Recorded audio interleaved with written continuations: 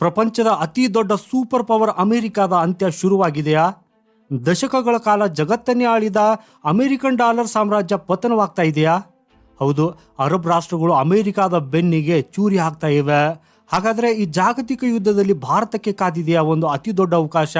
So ಈ ಸಂಪೂರ್ಣ ಮಾಹಿತಿಗಾಗಿ ಇವತ್ತಿನ ಈ ವಿಡಿಯೋವನ್ನ ಕೊನೆವರೆಗೂ ನೋಡಿ, ಯಾಕಂದ್ರೆ ಈ ಸತ್ಯ ನಿಮ್ಮನ್ನ ಬೆಚ್ಚಿ ಬೀಳಿಸಲಿದೆ. ನಮಸ್ಕಾರ ಗೆಳೆಯರೇ, ತಮ್ಗೆಲ್ರಿಗೂ ಪ್ರಚಾ ಇನ್ಫೋ ಚಾನೆಲ್ಗೆ ಸ್ವಾಗತ. ಇತ್ತೀಚೆಗೆ ಅಂತಾರಾಷ್ಟ್ರೀಯ ಮಟ್ಟದಲ್ಲಿ ಒಂದು ದೊಡ್ಡ ಬಿರುಗಾಳಿ ಎದ್ದಿದೆ. ಯುನೈಟೆಡ್ ಅರಬ್ ಎಮಿರೇಟ್ಸ್ ಅಂದ್ರೆ ಅರಬ್ ಜಗತ್ತಿನ ಎರಡನೇ ಅತಿ ದೊಡ್ಡ ಶಕ್ತಿಶಾಲಿ ದೇಶ ಒಂದು ಶಾಕಿಂಗ್ ನಿರ್ಧಾರವನ್ನ ಪ್ರಕಟಿಸಿದೆ. ಅದೇನಪ್ಪಾ ಅಂತಂದ್ರೆ, ಇನ್ನು ಮುಂದೆ ನಾವು ಕಚ್ಚಾ ತೈಲವನ್ನ ಅಮೆರಿಕನ್ ಡಾಲರ್ ಬದಲಾಗಿ ಚೀನಾದ ಯುವಾನ್ ಕರೆನ್ಸಿಯಲ್ಲಿ ಮಾರಾಟ ಮಾಡುತ್ತೇವೆ ಅಂತ. ಹಾಗೂ ಇಲ್ಲಿ ಬರೀ ತೈಲ ಮಾತ್ರವಲ್ಲ, ತಮ್ಮ ಬಹುಪಾಲು ವ್ಯಾಪಾರವನ್ನು ಡಾಲರ್ನಿಂದ ಚೀನಿ ಯುವಾನ್ಗೆ ಬದಲಾಯಿಸುವುದಕ್ಕಾಗಿ ಈಗ UAE ಚಿಂತಿಸುತ್ತಿದೆ. ಇದಕ್ಕೆ ಕಾರಣ ಗೊತ್ತಾ? ಇದಕ್ಕೆ ಕಾರಣ ಅಮೆರಿಕದ ಅನಿಶ್ಚಿತ ನೀತಿಗಳು. ಅದರಲ್ಲೂ ಡೊನಾಲ್ಡ್ ಟ್ರಂಪ್ ಅವರ ಕಾಲದಿಂದ ಶುರುವಾದ ಕೆಲವೊಂದು ನಿರ್ಧಾರಗಳು ಇವತ್ತು ಅರಬ್ ರಾಷ್ಟ್ರಗಳ ಅಸ್ತಿತ್ವಕ್ಕೆ ಕುತ್ತು ತೋರುತ್ತಿವೆ ಅನ್ನೋದು ಅವರ ವಾದ. ಹಾಗೂ ಇದು ಕೇವಲ UAE ಕಥೆಯಲ್ಲ, ಇಡೀ ಅರಬ್ ಜಗತ್ತು ಈಗ ಅಮೆರಿಕನ್ ಡಾಲರ್ಗೆ ಗುಡ್ ಬೈ ಹೇಳುವುದಕ್ಕಾಗಿ ಸಜ್ಜಾಗ್ತಾ ಇದೆ. ಸೊ ಗೆಳೆಯರೆ, ಇದರ ಹಿಂದಿರುವ ಅಸಲಿ ಕಥೆ ಅರ್ಥವಾಗಬೇಕಾದ್ರೆ ನಾವು ಪೆಟ್ರೋ ಡಾಲರ್ ಅಂದ್ರೆ ಏನು ಅನ್ನೋದನ್ನ ತಿಳಿಯಬೇಕು. ಕಳೆದ ಹಲವು ದಶಕಗಳಿಂದ ಜಗತ್ತಿನ ಯಾವುದೇ ದೇಶ ಅರಬ್ ರಾಷ್ಟ್ರಗಳಿಂದ ತೈಲ ಖರೀದಿಸಬೇಕಂದ್ರೆ ಅವರು ಅಮೆರಿಕನ್ ಡಾಲರ್ನಲ್ಲಿ ಹಣ ಪಾವತಿಸಬೇಕಿತ್ತು. ಒಂದ್ ಕಾಲದಲ್ಲಿ ಸೋವಿಯತ್ ಯೂನಿಯನ್ ಅಂದ್ರೆ ರಷ್ಯಾ ಅಮೆರಿಕಾಗಿಂತಲೂ ಬಲಶಾಲಿಯಾಗಿತ್ತು. ಆಗ ರಷ್ಯಾ ಅರಬ್ ರಾಷ್ಟ್ರಗಳಿಗೆ ನಮ್ಮ ಕರೆನ್ಸಿ ರೂಬಲ್ನಲ್ಲಿ ವ್ಯಾಪಾರ ಮಾಡಿ ಅಂತ ಕೇಳಿಕೊಳ್ತಾ ಇತ್ತು. ಆದರೆ ಅರಬ್ ದೇಶಗಳು ಅದಕ್ಕೆ ಒಪ್ಪಲಿಲ್ಲ. ನಮಗೆ ಡಾಲರ್ ಕೊಟ್ಟರೆ ಮಾತ್ರ ತೈಲ ಅಂತ ಖಡಕ್ ಆಗಿ ಹೇಳಿದವು. ಸೊ ಇದರಿಂದಾಗಿ ಅಮೆರಿಕನ್ ಡಾಲರ್ ಅಂದ್ರೆ ಪೆಟ್ರೋಲ್ಗೆ ಸಮಾನವಾಯಿತು. ಡಾಲರ್ ಮತ್ತು ಪೆಟ್ರೋಲ್ ಒಂದೇ ನಾಣ್ಯದ ಎರಡು ಮುಖಗಳಾದವು. ಹಾಗೂ ಇದನ್ನೇ ಪೆಟ್ರೋಲ್ ಡಾಲರ್ ಅಂತ ಹೇಳಲಾಗ್ತದೆ. ಆದರೆ ಗೆಳೆಯರೆ, ಇವತ್ತಿಗೆ ಈ ದಶಕಗಳ ಬಾಂಧವ್ಯ ಮುರಿಯುವ ಹಂತಕ್ಕೆ ಬಂದಿದೆ. ಅಮೆರಿಕ ತನ್ನ ಅನಿಶ್ಚಿತ ನೀತಿಗಳಿಂದ ಜಾಗತಿಕ ಮಾರುಕಟ್ಟೆಯಲ್ಲಿ ವಿಶ್ವಾಸ ಕಳೆದುಕೊಳ್ತಾ ಇದೆ. ಯುದ್ಧದ ಭೀತಿ ಎದುರಾದಾಗೆಲ್ಲ ಡಾಲರ್ ಅಭಾವ ಸೃಷ್ಟಿಯಾಗ್ತದೆ. ಸೊ ಇದರಿಂದ ಸ್ಥಳೀಯ ಆರ್ಥಿಕತೆಗಳು ನಾಶವಾಗುತ್ತಿವೆ ಅನ್ನೋ ಸತ್ಯ ಅರಬ್ ದೇಶಗಳಿಗೆ ಅರಿವಾಗಿದೆ. ಸೊ ಈಗ ನಿಮ್ಮ ಮನಸ್ಸಿನಲ್ಲಿ ಒಂದು ಪ್ರಶ್ನೆ ಮೂಡ್ತಾ ಇರಬಹುದು, ಅಲ್ಲ ಅಮೆರಿಕನ್ ಡಾಲರ್ಗೆ ಪರ್ಯಾಯವಾಗಿ ಚೀನಾದ ಯುವಾನ್ ಕರೆನ್ಸಿಯನ್ನೇ ಯಾಕೆ ಆಯ್ಕೆ ಮಾಡಿಕೊಳ್ತಾ ಇದ್ದಾರೆ? ಗೆಳೆಯರೆ, ಇದಕ್ಕೆ ಉತ್ತರ ಬಹಳ ಸರಳವಾಗಿದೆ. ಈ ಚೀನಾದ ಆಂತರಿಕ ನೀತಿಗಳು ಏನೇ ಇರಬಹುದು, ಆದರೆ ಜಾಗತಿಕ ಮಟ್ಟದಲ್ಲಿ ಚೀನಾ ಈಗ ಒಂದು ಸ್ಥಿರ ದೇಶವಾಗಿ ಹೊರಹೊಮ್ಮುತ್ತಿದೆ. ಹಾಗೂ ಈ ದೇಶ ಎಲ್ಲೂ ಹೋಗೋದಿಲ್ಲ. ಹಾಗಾಗಿ ಇವರ ಕರೆನ್ಸಿಯು ಕೂಡ ಸುರಕ್ಷಿತ ಅನ್ನೋ ನಂಬಿಕೆ ವಿಶ್ವದ ದೇಶಗಳಿಗೆ ಬರ್ತಾ ಇದೆ. ಕಳೆದ ಕೆಲವು ತಿಂಗಳಲ್ಲಿ ರಷ್ಯಾ ಕೂಡ ತನ್ನ ಗ್ಯಾಸ್ ಮತ್ತು ತೈಲ ಒಪ್ಪಂದಗಳನ್ನು ಚೀನಿ ಯುವಾನ್ನಲ್ಲಿ ಮಾಡ್ತಾ ಇದೆ. ಹಾಗೂ ಇದರ ಪರಿಣಾಮ ಏನಾಗಲಿದೆ ಗೊತ್ತಾ? ಚೀನಾ ಮತ್ತಷ್ಟು ಬಲಶಾಲಿ ಆಗ್ತದೆ. ತನ್ನ ಸಾಲದ ನೀತಿಯನ್ನ ಜಗತ್ತಿನಾದ್ಯಂತ ಮತ್ತಷ್ಟು ವಿಸ್ತರಿಸುತ್ತದೆ. ಅಮೆರಿಕನ್ ಡಾಲರ್ ತನ್ನ ಮೌಲ್ಯ ಕಳೆದುಕೊಳ್ತಾ ಇದ್ದಂತೆ ಅಮೆರಿಕದ ಸೂಪರ್ ಪವರ್ ಪಟ್ಟ ಕಳಚಿಕೊಳ್ಳೋದಕ್ಕೆ ಶುರುವಾಗ್ತದೆ. ಮುಂದಿನ 10 ರಿಂದ 15 ವರ್ಷಗಳಲ್ಲಿ ಅಮೆರಿಕನ್ ಇತಿಹಾಸದ ಅತ್ಯಂತ ಕರಾಳ ಅಧ್ಯಾಯ ಶುರುವಾದರೂ ಆಶ್ಚರ್ಯವಿಲ್ಲ.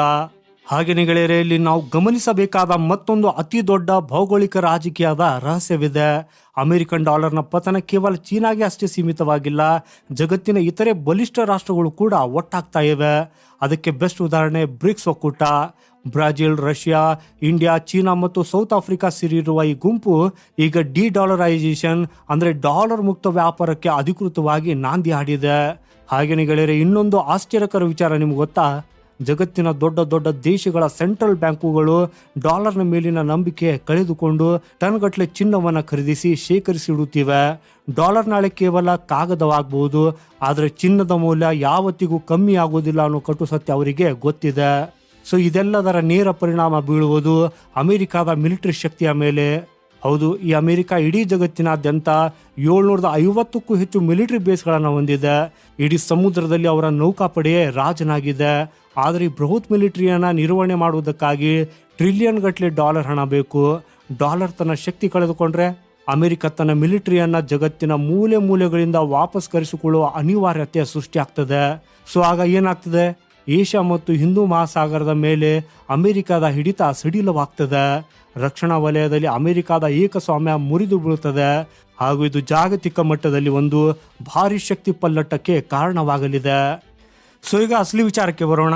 ಅಮೆರಿಕ ಬೀಳ್ತಾ ಇದೆ, ಚೀನಾ ಏರ್ತಾ ಇದೆ. ಹಾಗಾದ್ರೆ ನಮ್ಮ ಭಾರತದ ಕಥೆ ಏನು? ಇದರಿಂದ ಭಾರತಕ್ಕೆ ಲಾಭವೇ ಅಥವಾ ನಷ್ಟವೇ? ಗೆಳೆಯರೆ, ಇದರಲ್ಲಿ 2 ಮುಖಗಳಿವೆ. ಒಂದು ಶಾರ್ಟ್ ಟರ್ಮ್ ಅಲ್ಲಿ ನೋಡಿದರೆ ನಮ್ಮ ಅತಿ ದೊಡ್ಡ ಶತ್ರು ಚೀನಾ ಆರ್ಥಿಕವಾಗಿ ಮತ್ತಷ್ಟು ಬಲಶಾಲಿ ಆಗುವುದು ಭಾರತಕ್ಕೆ ಖಂಡಿತ ಅಪಾಯಕಾರಿ. ಆದರೆ ಲಾಂಗ್ ಟರ್ಮಲ್ಲಿ ಇದು ಭಾರತಕ್ಕೆ ಸಿಕ್ಕಿರುವ ಒಂದು ಐತಿಹಾಸಿಕ ಅವಕಾಶ. ಅದು ಹೇಗಂತೀರಾ? ಸ್ವಲ್ಪ ಗಮನವಿಟ್ಟು ಕೇಳಿ. ಚೀನಾ ಎಷ್ಟೇ ಶ್ರೀಮಂತವಾದರೂ ಅದೊಂದು ಕಮ್ಯುನಿಸ್ಟ್ ದೇಶ. ಕಮ್ಯುನಿಸಂ ಮತ್ತು ಬಂಡವಾಳಶಾಹಿ ಒಂದಕ್ಕೊಂದು ವಿರುದ್ಧ. ಇತಿಹಾಸದಲ್ಲಿ ಯಾವತ್ತೂ ಜಗತ್ತಿನ ಬಹುಪಾಲು ಪ್ರಜಾಪ್ರಭುತ್ವ ದೇಶಗಳು ಒಂದು ಕಮ್ಯುನಿಸ್ಟ್ ದೇಶವನ್ನ ಸಂಪೂರ್ಣವಾಗಿ ನಂಬಿಲ್ಲ. ನಾಳೆ ಡಾಲರ್ ಪತನವಾದರೆ ಆಫ್ರಿಕಾ ಮತ್ತು ಕೆಲವು ಲ್ಯಾಟಿನ್ ಅಮೆರಿಕಾ ದೇಶಗಳು ಚೀನಾದ ಹಿಂದೆ ಹೋಗಬಹುದು. ಆದರೆ ಜಪಾನ್, ದಕ್ಷಿಣ ಕೊರಿಯಾ, ಯುರೋಪ್ನ 30ಕ್ಕೂ ಹೆಚ್ಚು ದೇಶಗಳಂತಹ ಅಪ್ಪಟ ಪ್ರಜಾಪ್ರಭುತ್ವ ರಾಷ್ಟ್ರಗಳು ಚೀನಾವನ್ನ ಕಣ್ಮುಚ್ಚಿ ನಂಬುವುದಕ್ಕೆ ಸಾಧ್ಯವೇ ಇಲ್ಲ. ಚೀನಾದ ವಿಸ್ತರಣವಾದ ಅಂದರೆ ಬೇರೆ ದೇಶಗಳ ಜಾಗ ಕಬಳಿಸುವ ಸುದ್ದಿ ಇಡೀ ಜಗತ್ತಿಗೆ ಗೊತ್ತಿದೆ. ಸೊ ಅಂಥ ಸಮಯದಲ್ಲಿ ಆ ಎಲ್ಲ ಪ್ರಬಲ ದೇಶಗಳಿಗೆ ಒಂದು ಸ್ಥಿರವಾದ, ಬಲಿಷ್ಠವಾದ ಮತ್ತು ನಂಬಿಕಾರ್ಹವಾದ ಪರ್ಯಾಯದ ಅಗತ್ಯವಿರ್ತದೆ. ಹಾಗೂ ಆ ಪರ್ಯಾಯವೇ ನಮ್ಮ ಪ್ರೀತಿಯ ಭಾರತ. ಹೌದು, ಭಾರತೀಯ ರೂಪಾಯಿ ಜಾಗತಿಕ ಕರೆನ್ಸಿಯಾಗಿ ಹೊರಹೊಮ್ಮುವುದಕ್ಕಾಗಿ ಇದೇ ಅತಿ ದೊಡ್ಡ ವೇದಿಕೆ ಆಗಲಿದೆ. ಹಾಗೆಯೇ ಗೆಳೆಯರೆ, ಇದೇ ಸಮಯದಲ್ಲಿ ನಾವು ಭಾರತದ ಮತ್ತೊಂದು ಮಾಸ್ಟರ್ ಸ್ಟ್ರೋಕ್ ಅನ್ನು ಗಮನಿಸಲೇಬೇಕು.